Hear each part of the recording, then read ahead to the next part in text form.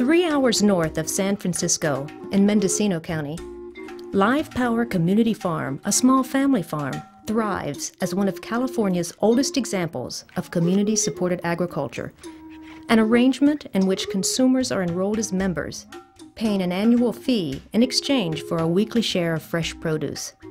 The CSA business model provided a measure of economic stability, but like many young farmers, the Decaturs had begun on rented land. The passage of time and a need for major capital improvements brought the issue of land tenure to the forefront. We began having meetings in San Francisco and also up here at the farm, and with this group of about 10 people out of our core group, and they sort of sorted themselves out in terms of areas that they could really had experience with and work with. So I became part of the core group that strategized about how this land could be preserved, knowing that the farmers didn't have enough money to pay the market value of the land themselves. And we had a series of long, very in-depth conversations with the farmers because it needed to be our goals and their goals working together. And the hardest thing was, I think, to try to think about how the easement that had worked well for the conservation movement might need to be changed. From these meetings emerged a consensus that the goals would be to protect the environmental integrity of the land, to maintain its agricultural productivity, to secure the Decaturs' position and that of their heirs if they choose to farm, and to keep the property available and affordable to future generations of farmers, whoever they might be. The farmers, the core group, and the land trust then drafted an innovative easement, and a $95,000 capital campaign was launched to fund its acquisition by the land trust. The easement makes agriculture not merely a permitted use, as in most easements, but an affirmative purpose and a continuing requirement, and incorporates a purchase option at agricultural value. This enables the easement holder to facilitate transfers from one farmer to another. Contributions came from individuals, foundations, employer matching grants, and other businesses.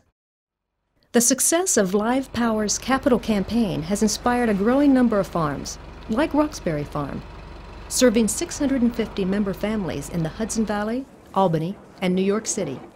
For 10 years we were at one location where we lost our lease, so we had to find another place.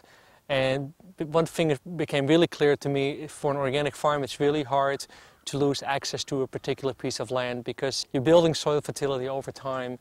And for me, it became really important, if I was going to move to another location, I needed long-term land tenure. So I was looking for about 100 acres of land to allow the vegetables to rotate more, to not just stay on one particular piece of land.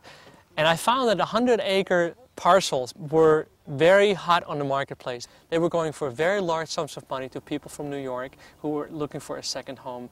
I really wasn't in any kind of position to go out and do this personally, so I had to find help from land trust organizations. In my particular case, I got the help from Equity Trust. The Equity Trust is not a local land trust.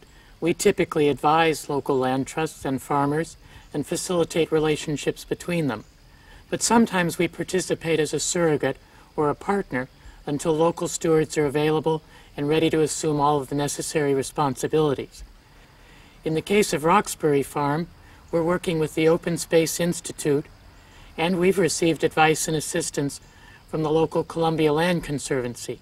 The farmers and members of Roxbury Farm defined goals very similar to those of Live Power Farm, but they chose a somewhat different land tenure model.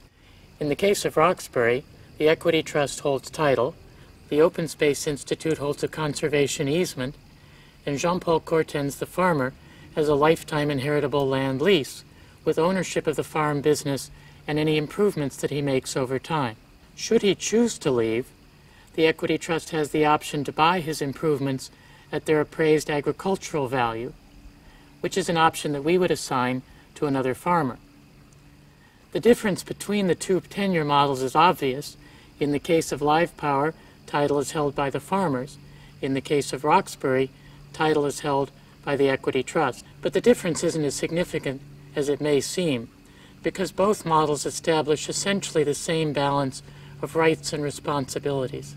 Well, I think in general I feel very good about what we have done so far. I think what it has done to Roxbury Farm as an organization is that from a farm, actually, it became an organization. It was just a farm like any other farm, and yes, we had a community support and everything else, which took some, organization principles along with it, and we have an apprenticeship program and everything else. Right now, it really means that we were forced to connect with the community around us beyond the membership. And in yet another example unfolding across the border in Massachusetts, the partnership involves the farmers, a local land trust, and the state. Massachusetts was the first state to expand its program to ensure continuing agricultural use and affordability. Sam and Elizabeth Smith own and operate Caretaker Farm and want it to be available to future generations of farmers. There would be a lot of people who probably would buy the farm just as a place to live in and would have no interest in farming.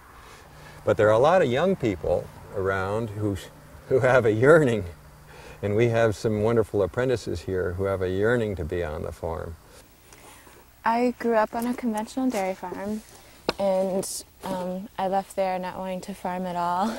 This apprenticeship has opened my eyes to two different forms of education and to the community aspect and the land trust idea.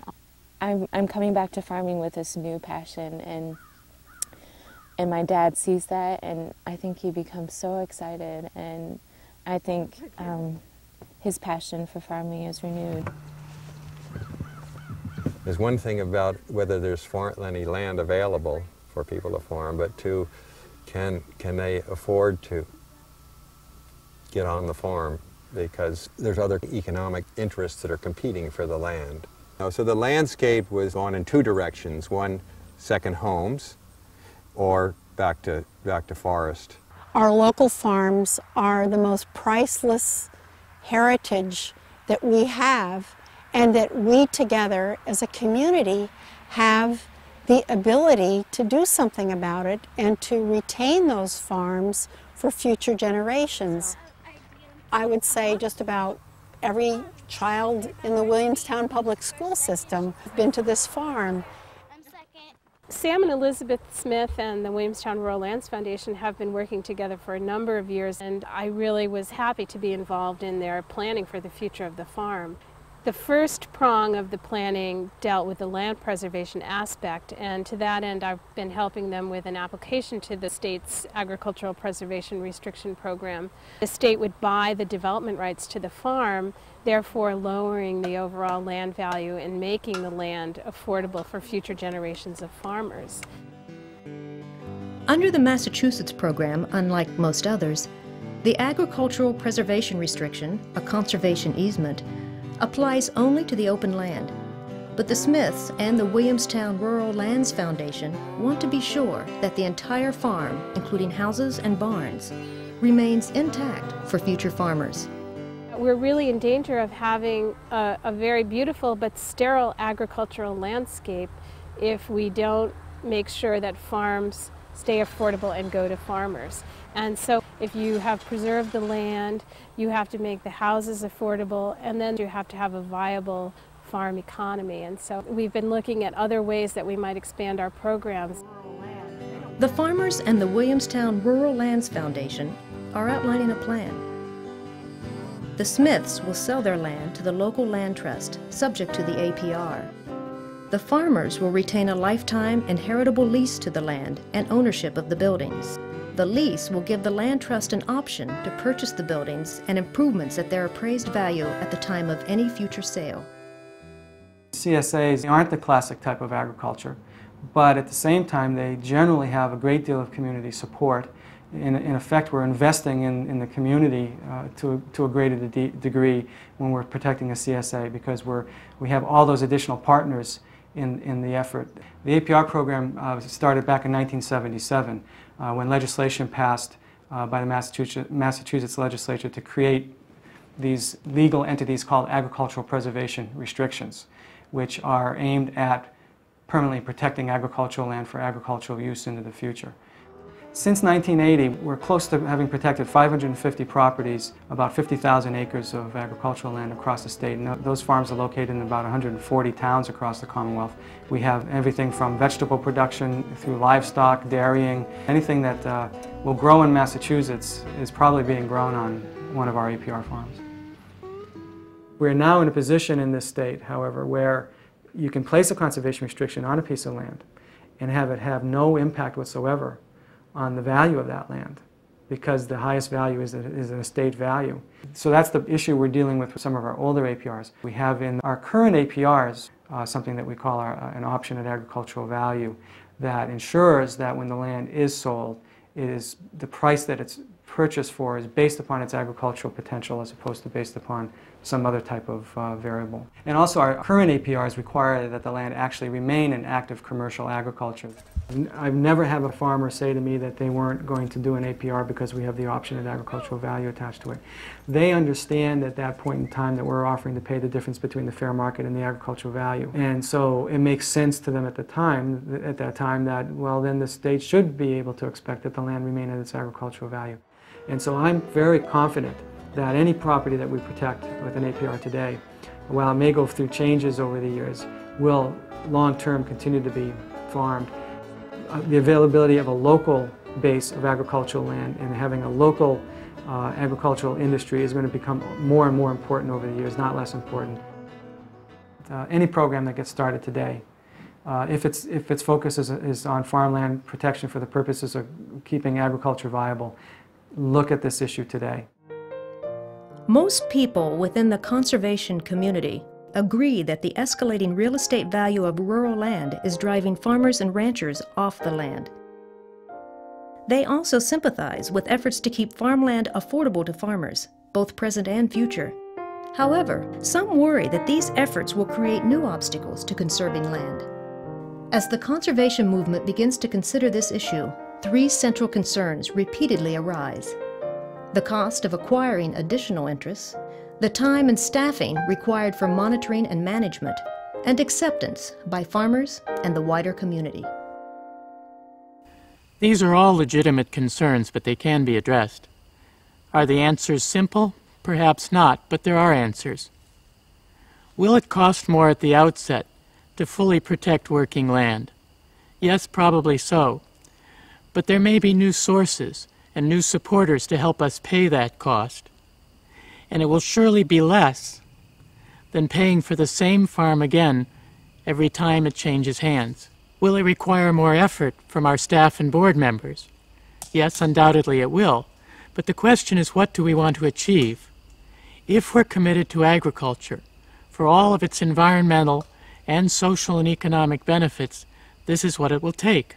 Will provisions for resale and limitations on transfer values be acceptable to farmers and to the public? This may be the most interesting question. Will they embrace these principles quickly and easily? Probably not. First reactions may be skeptical and wary.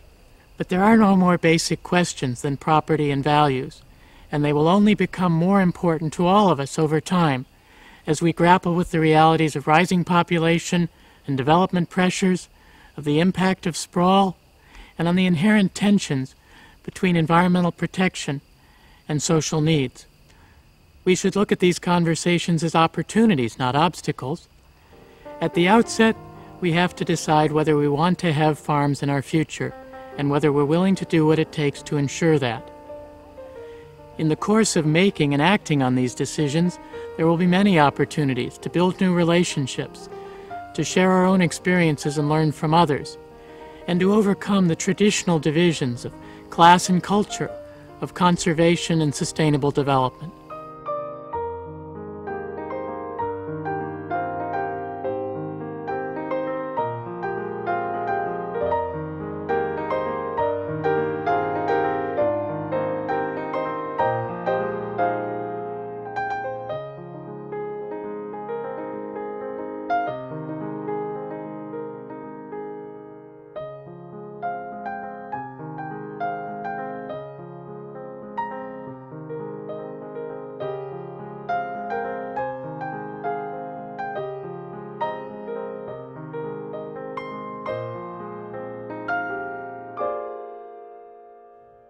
Equity Trust provides land tenure counseling, technical assistance, and financing to land trusts and conservation groups, public agencies, religious organizations, community-supported farms, and others.